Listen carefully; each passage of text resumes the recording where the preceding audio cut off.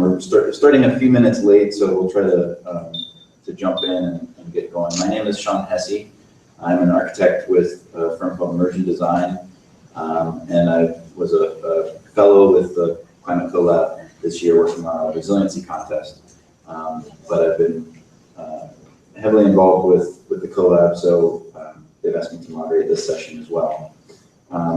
So to get started, I guess what we'll do is just do some quick names and titles of the people here at the front of the room, and then we'll do some brief presentations from the winners, and then start a discussion around how we can move these proposals forward and what we all collectively might be able to do together. So I'll start with the invited session experts. We have Harvey Michaels, who's the director of the MIT Energy Efficiency Strategy Project. So Harvey's over there, and then Stephen Connors, who's the director of the analysis group for regional energy alternatives, part of the MIT Energy Initiative. So what we'll do, I think, is just kind of have each of you come up. I think we've got slideshow and video combinations, so we'll cue those up as we go. And so our the first proposal is from Danielle-Dahan. So this is about improving building energy performance through green job skills training initiative. So I'll let you take it away.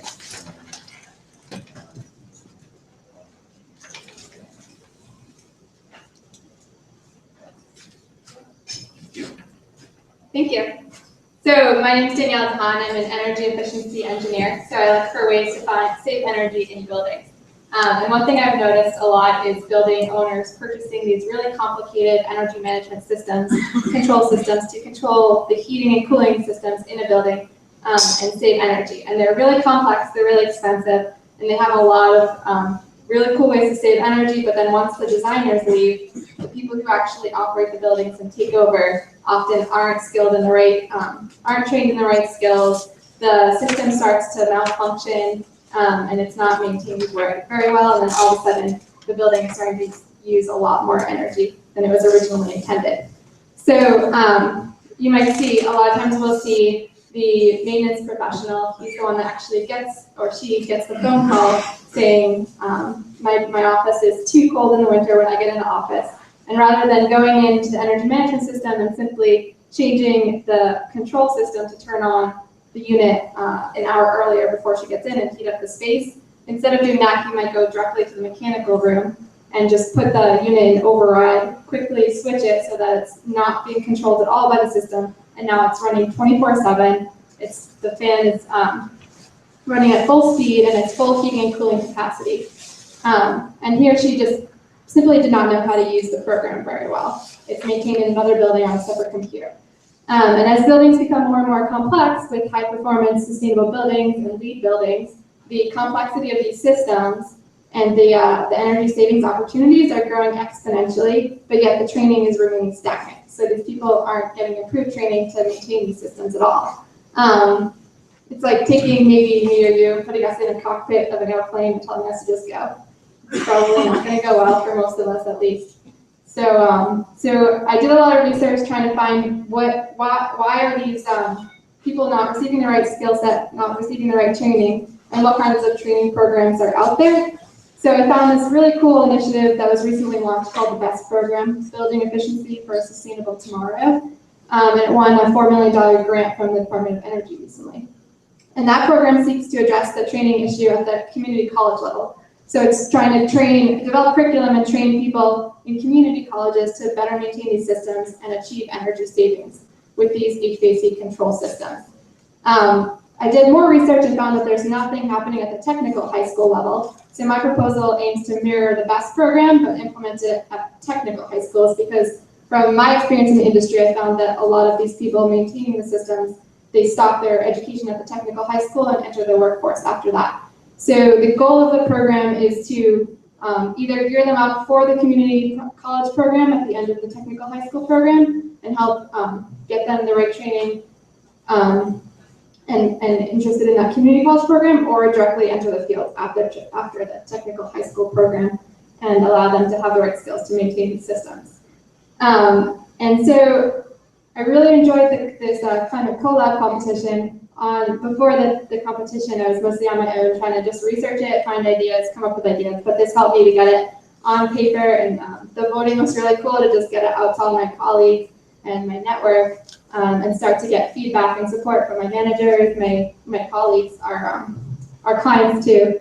And then partnering with one of our clients who's retiring soon, so he's been looking for something like this to do full-time or part-time as a volunteer. So we've been working together to start to develop these working sessions in the next few months, where we're going to bring a lot of stakeholders from both of our networks, managers' networks, and start to talk with these the companies that build these building management systems and develop them, with the people on site that are supposed to maintain them, with community colleges, and get all of these people in a room for a few set technical sessions and program implementation sessions, and start to get their feedback on what should be in the program, and what feedback they have on how we should develop the curriculum.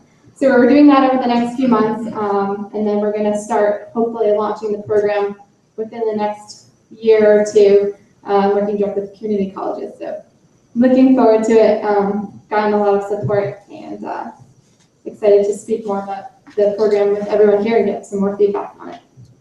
Thank you.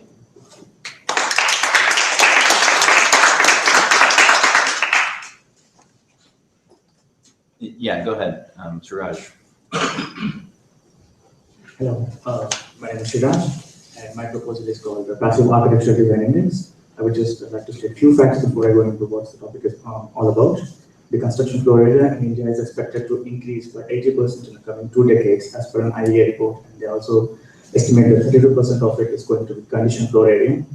And what does it mean with the energy numbers? In 2010, total energy production in India was 816 terawatt hours, of which 45% was for only lighting and air conditioning in buildings. And as per our GPPM report, we are expecting with the most of the efficient technologies, most efficient air conditioners, it's still going to be to 650 terawatt hours in 2030. This simply means one thing: with more and more efficient air conditioners, we have also more and more usage. So, what is the solution to this? There are currently guidelines for energy conservation in buildings by Bureau of Energy Efficiency in India, but are they the one-stop solution for everything? Probably not, because the guidelines are as good as if you build in California, or if you build in Delhi, or if you build in I don't know, in a cold climate in Germany. So, is it a solution that we stop building more and more air conditioned buildings and start building non-air conditioned buildings? No. There are textbook solutions for building in tropics on how to build good naturally ventilated buildings, but ideal textbook solutions do not work in the real world. And most of the best architects who are working in this field complain that the buildings they design are not actually being used the way they're supposed to be. So is it that we blame the user for it? And then the discussion will be very much on qualitative. My pitch was that we should address the issue of sufficiency with the same rigor as we address the issue of efficiency. But sufficiency is something to be quantified. It cannot be a very qualitative aspect. How does one put it? To just take it in one word, for example, it's as simple as this: in a climate where you have a design square of 10,000 lux, if you were to build 80% glazed building with very high efficient glazing and provide 20% daily area, maybe that is considered efficiency. But what sufficiency is, when you have a design scale of 10,000 lux, you should be able to build a building with 20% glazed area and still get 80% daily area. So that's where the trick lies. So, this is also a PhD proposal that I'm trying to put forward. I'm trying to work with a couple of universities in Germany and India. So I'm looking for more concrete critique on how this can be taken forward, because passive buildings, as I said, do not always operate the intend to be. And so I'm trying to look at passive and mixed mode buildings on how to get good free running buildings in projects. Thank you very much.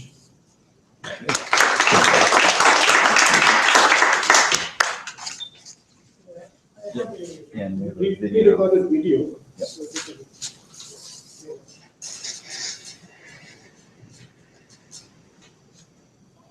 The United Nations report suggests that number of Indian citizens living in urban areas will reach 900 million by 2050. Massive building construction is underway to respond to this urbanization. Indian government plans to build 100 smart cities. It is estimated that the total commercial build space would increase fivefold between 2005 to 2030. India has this opportunity to capture savings in these buildings which are going to be built in the future.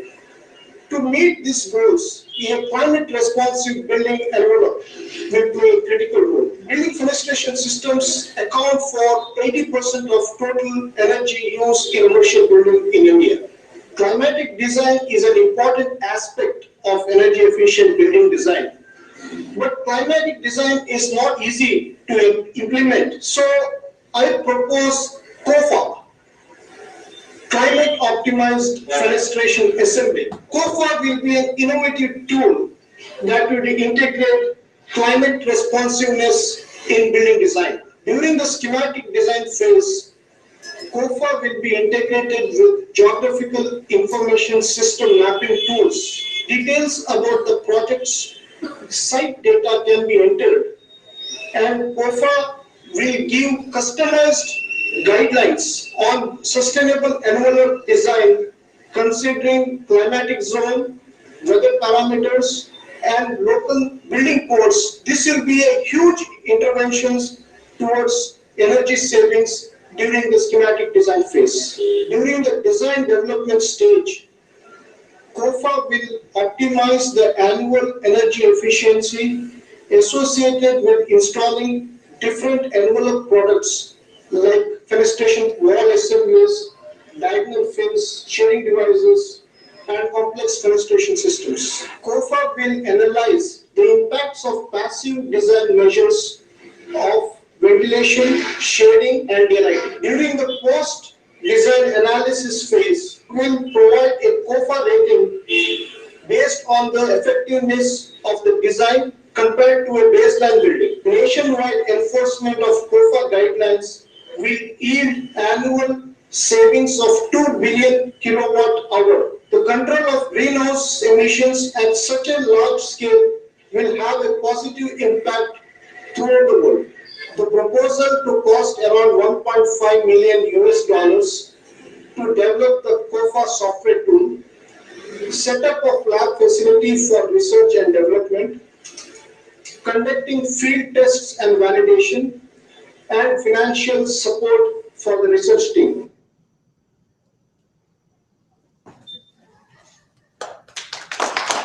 Thank you. Actually, I just wanted to keep it a short video, so I thought, because I wanted to show these images and also show the interface of how COFA is going to work. Because what's happening is currently, as architects, we tend to analyze the building once the design has already been done.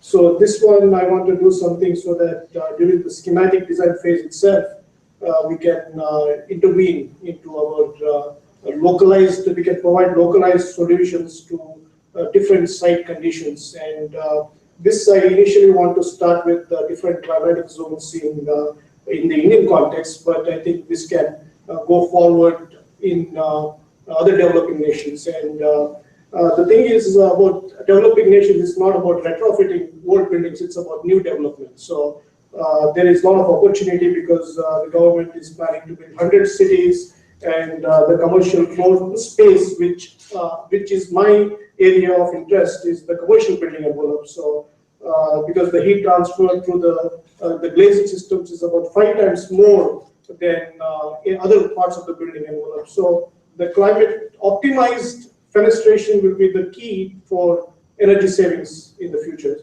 So I want to also set up a lab facility where I can experimentally validate building envelopes for different climatic zones, and also look into some kind of life cycle cost analysis about the different products that I'm going to work with.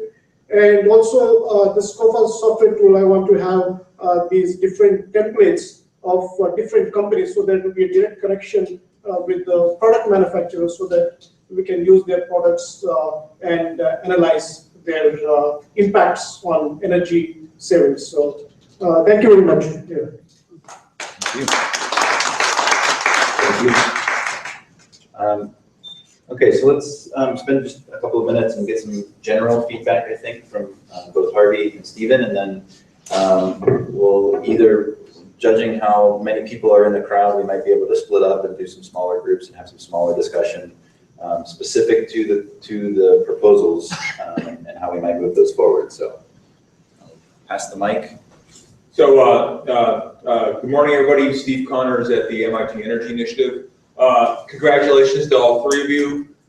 You've hit upon some very, very important topics, and I just want to give some general concepts about that. All three of you are not nearly as aggressive as you should be in terms of the potential impact of your ideas. That's a good thing.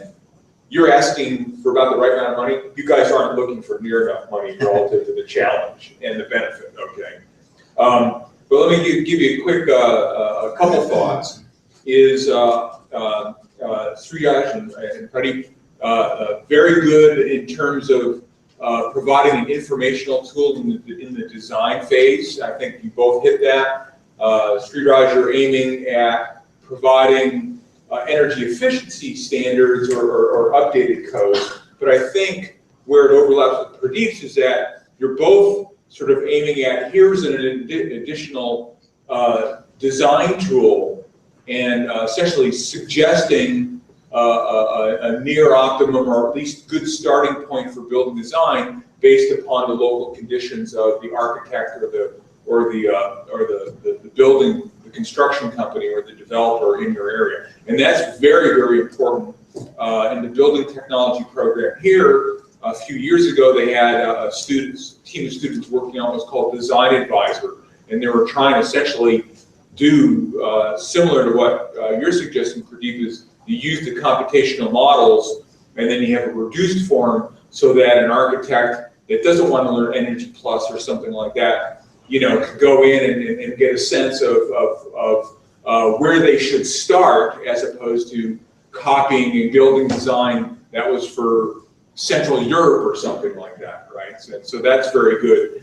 And of course, other folks in this team and elsewhere at MIT are also been very interested in the natural ventilation versus active ventilation versus full-scale air conditioning, and where do you go from one to the other? And so you have the phrase I use is, well, there's how efficient is the air conditioner, but there's the efficiency of turning things off. And through even better building design, there's the efficiency of never having to turn it on. And if you never have to turn it on, well, then maybe you didn't even have to buy it and install it in the building. So that's the idea there. And then Danielle, you're on the other side, and it's been built. How do we make sure it gets used wisely?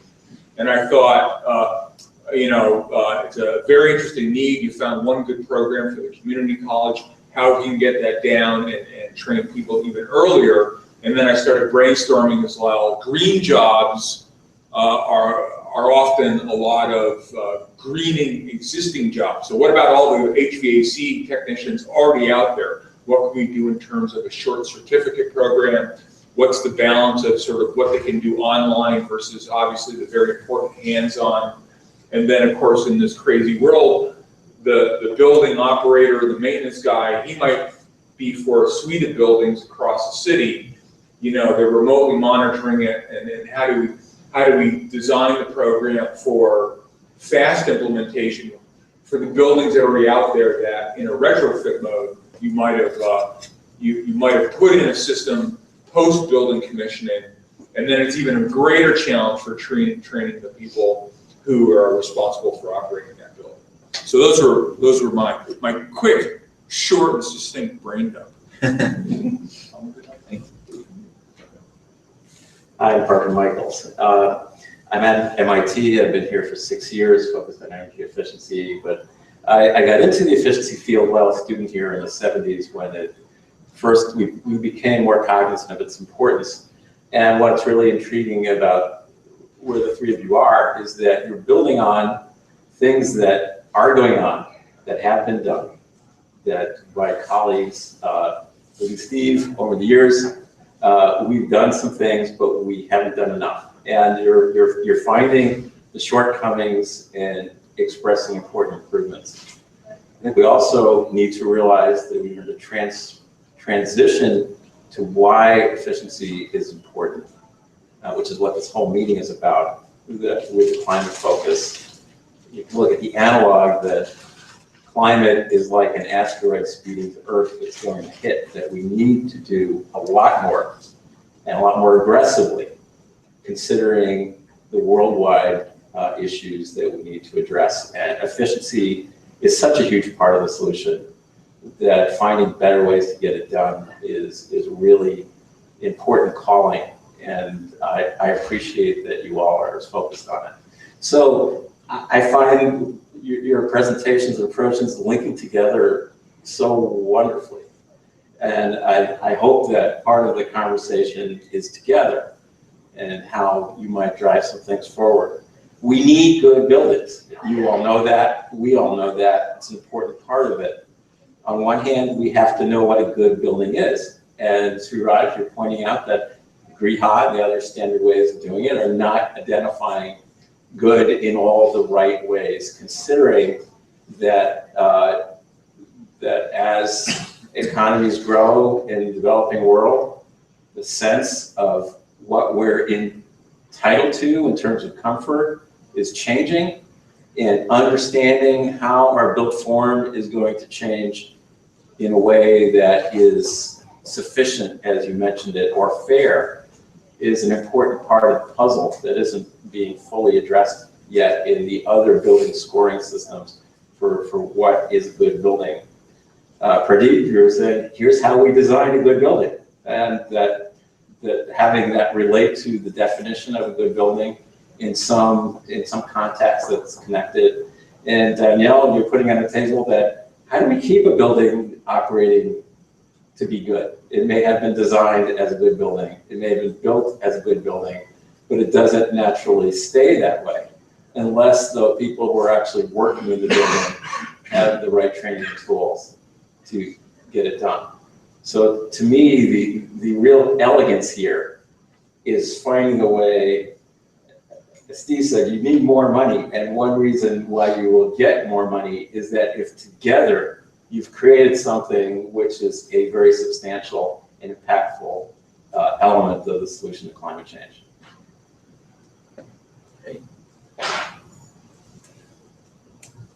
Thank you.